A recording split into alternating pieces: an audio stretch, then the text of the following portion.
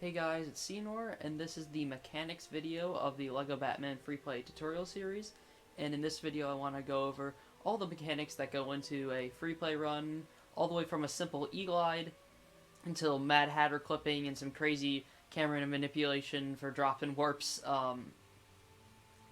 So this video is going to be pretty long, and first I want to start with talking about what input device you're using. And obviously, if you're on Xbox or PlayStation, you're going to be stuck using either an Xbox controller or a PlayStation controller. But if you are on PC, you get the option to either use your keyboard or you can actually connect a controller using an adapter. I highly recommend using a controller adapter to connect to either an Xbox 360 controller or an Xbox One controller, preferably an Xbox One controller, but obviously, not everyone has that, so if you can get an Xbox 360 controller, which you can get for pretty cheap, and get an adapter for that, you can probably have your best chance of getting the best time just based off of your input device. But let's hop into our first topic here. I want to go over the first one very simply, and that's just a straight up 1P2C. Alright, so the first mechanic I'm talking about is very simple, and it's 1P2C. And if you're not familiar with what 1P2C is, it stands for one player controlling two controllers at the same time. And in LEGO Batman Free Play, it actually doesn't have as many 1P2Cs as the typical LEGO game, but the 1P2Cs that are in it are fairly difficult, so take that as you wish. Make sure you have a input device for your second player that you're comfortable using and moving around with. For me, I use keyboard, and I essentially just use my keybinds I had for LEGO Star Wars The Complete Saga, since I'm very familiar with these keybinds from playing that game a lot, so I'm using those. But maybe controller is more familiar with you as your second input device, or maybe a different keybind set. Whatever is most comfortable for you, use that. And here I can show you a quick section of In the Dark Knight, how this is a small section where we utilize 1P2C to save some time and do multiple tasks at once. So first off, we're able to pull both these levers at the same time, and as that's happening, we're able to finish this box push over here with Batman, and start the building while we're hitting Killer Moth, getting rid of those goons, and using this final panel. So then all the goons are clear, and once again we can pull these levers at the same exact time to finish off this level and this section.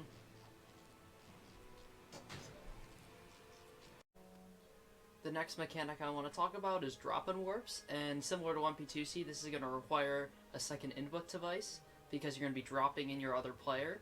And essentially what a drop-in warp is doing is taking you, for example, in this room, and putting you in a spot where the game thinks you are in the next area. So as you can see, we cannot access this next area, for example, in The Dark Knight Room 2. And since you are over here, the game thinks that you are actually in this next area. So when you drop in, player 2 spawns in here, and for example, you can just drop out and switch, and boom, you're in this upper area. More specifics we talked about on this specific drop-in warp on the Into the Dark Knight tutorial, but that is a mechanic that's used a couple times throughout the run.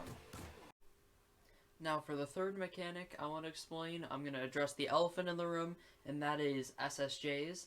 And SSJs are essentially a height glitch that you can use to get unlimited height in any ground level, as long as you have all the prereqs for the file, and that really includes loading the upper Batcave, the 1-5 red brick, and the glide suit. So essentially, SSJ stands for slam, switch, and jump, because that's what Batman's doing to do an SSJ. So you're slamming, you're switching, and then you're jumping and repeating. And that can get you unlimited height and skip massive sections of gameplay. For example, this end of Room 1 of Under the City, I can show you a quick SSJ up and out of this room to get to the transition quicker. And then after this, I'm going to show you a hand cam of how I do SSJs and a couple different methods you can use and the specific inputs you press to do SSJs.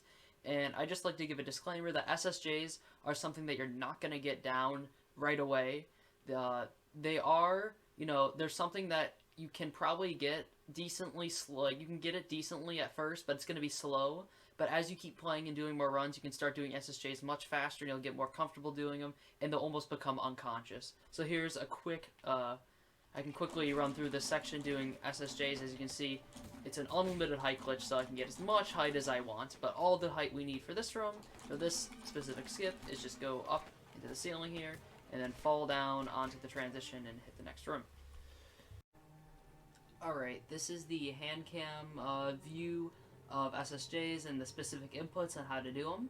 So essentially how you perform an SSJ is you are going to hit the A button to jump for the initial jump, the X button to slam, the RT button to switch over to another character, and then the LT button to switch back to Glide Suit Batman.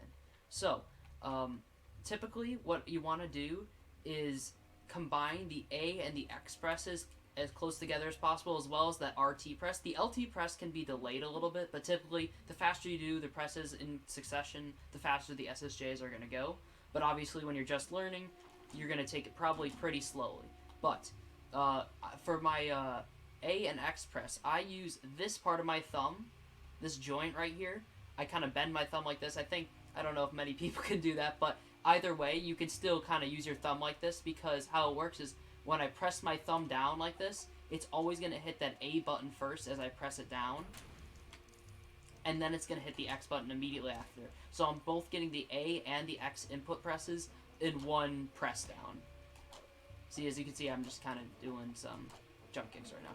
But when you combine that with RT and LT, you will get some SSJ. So when you hit the AX together, and then RT, LT, and rinse and repeat, that is how you get some height. And typically throughout the run, you're going to be doing this as you're gliding. So you can use the glide before as a as your jump, or some people probably prefer to do an extra glide right before the SSJ. It's kind of up to personal preference. It's a little harder doing it using the previous glide, because this way you're kind of losing a little bit of speed. You want to be gliding more often, so typically just using the glide before is a little bit faster. Honestly, if this method isn't working the best for you, just toy around with your inputs. Try to get A, X, RT, LT as fast as you can with different methods. It might not be your thumb going like this. Maybe it's something else, maybe a different finger. It's kind of down to your personal preference on that, but I would highly recommend the way I do it, which you're using your thumb to hit both the A and the X inputs, and then doing that. And then with that, you can kind of speed it up by just, as long as you're hitting those RT and LT presses fast and resetting the SSJ because essentially once you by resetting the SSJ, you're going back to the other character. You're essentially hitting LT to go back. So if you're doing that fast, you can get a lot of them really quickly in succession. Alright, I'm just showing off now. Alright, but yes, that is the SSJ hand cam video. The next mechanics I want to explain are BRCs and FDT BRCs. These are used actually quite a bit in story runs, but you might be surprised to hear that it's only used about 5 times in all free play runs, hero and villain. It's used there are 3 BRCs in villain and 2 FDT BRCs in hero. I'm starting with 4-2 here on the rocks. There's 2 BRCs in room 1 and room 2. It's a very simple mechanic to learn. All you're doing is essentially holding the attack button to pull out your batarang at a specific spot, which those will be explained more in depth during the tutorial, or during the specific level tutorial. But for example, here in On the Rocks, stand in this specific spot, pull out the batarang, and you can clip out of bounds and then skip this room 1. And conveniently, one of the few batarangs are right after that first one, right here on this door, where you're going to hold X again. And I think something to notice, because specifically because my new laptop also has higher FPS, the higher FPS you have, the harder it is to do BRC. So if you change your VSync back to on, your FPS will drop back to 60, making it much easier to do BRCs. This shouldn't be too much of an issue in Hero with FDT BRCs, which I'll go over in a minute. But in Villain, a couple spots like right at that door, and in 5-5, you may need to change your VSync back to on in those specific spots to get those BRCs. Alright, and now for FDT BRCs, which the only difference between that and a normal BRC is that you're going to change your VSync as soon as you let go of your batarang when you're doing a batarang clip. So for example, this specific batarang clip spot, if you just do a normal batarang clip here, which let go, look, you're kind of stuck in this area. But when you do an FDT BRC, sometimes, and I'm only going to say sometimes because FDT BRCs aren't 100% consistent, but sometimes, or I guess I'll rephrase that to most of the time, when you do a BRC here, and once you let go to your video settings and change your VSync, you'll be able to clip out of bounds and then go towards the end level trigger.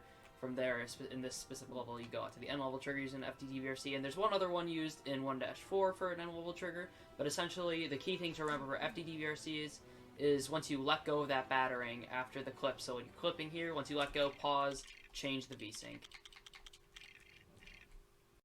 Alright, before I move on to our last few mechanics, which are pretty tricky, I want to go over a very, very simple mechanic called E-gliding, which you're going to be doing throughout the run, combining it with SSJs. So like I explained with SSJs earlier, SSJs just give you the height.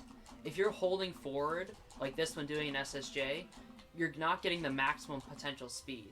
If you're gliding and SSJing, because you're going to cover both distance and height faster with gliding and SSJing, and specifically doing E-glides is a fast way of going on, because E-glides keep your height much more than a normal glide. As you can see, you lose your height much faster than if you're E-gliding, which essentially E-gliding is tapping the glide button, which is usually A or jump, every 0.66 seconds, I believe.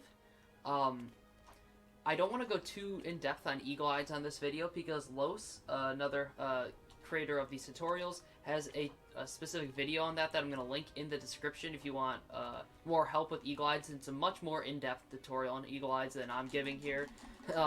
I just know the basic stuff, but E-glides should be something that you pick up on pretty quickly, and even if you want to, you can just do these normal glides and then SSJ back up. Technically, it's actually faster to do these normal glides, but it only loses about a frame, and considering you're running with VSync off and 400 frames, you have to do 400 some E-glides per level to lose a full second. So I highly recommend doing E-glides because you're keeping that height.